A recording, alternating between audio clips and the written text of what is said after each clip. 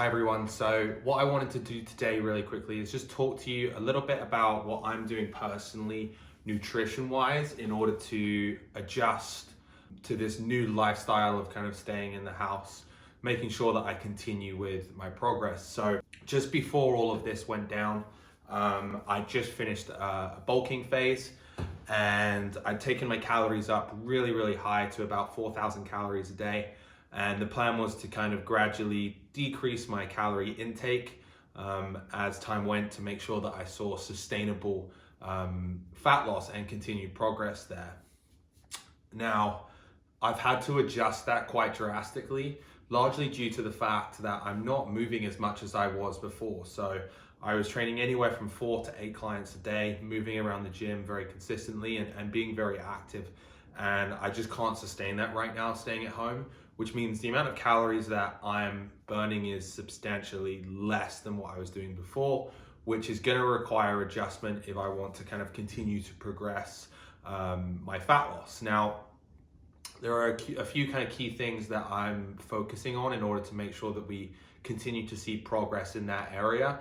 Number one, which is going to trump anything always, is going to be calories in. So I know that my calories out is substantially less than before. So I'm adjusting that intake and I'm bringing it down a lot faster than I'd kind of hoped to cope with this change in lifestyle. So I'm kind of shooting for somewhere between 2,000 and 3,000 right now. I'm not really tracking it that closely. I'm kind of going off of feel and going off of how hungry that I am and only eating when I'm hungry. So making sure that I'm avoiding snacking too often and eating out of boredom. I think that's going to come into play a lot for people over the next weeks and months is eating out of boredom. So really make sure that when you are eating, ask yourself, why are you eating? Are you hungry? Or is it purely because you've got nothing to do? Main thing that I'm focusing on after that calorie intake is going to be my protein intake. So I want to make sure that I'm able to maintain as much lean muscle mass as I can. And in order to do that, I want to keep my protein very high. So I'm shooting for about 1 gram of protein per pound of body mass right now. So I'm about 200 pounds. So I'm doing about 200 grams of protein.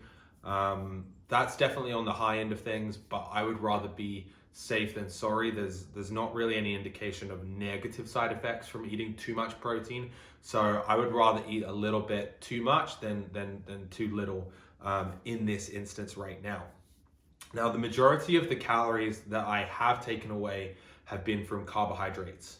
I don't require as much energy as I needed to before. My workouts are certainly not as intense as they were before. So I don't require as many carbs as I have been in order to kind of keep me sustained throughout the day.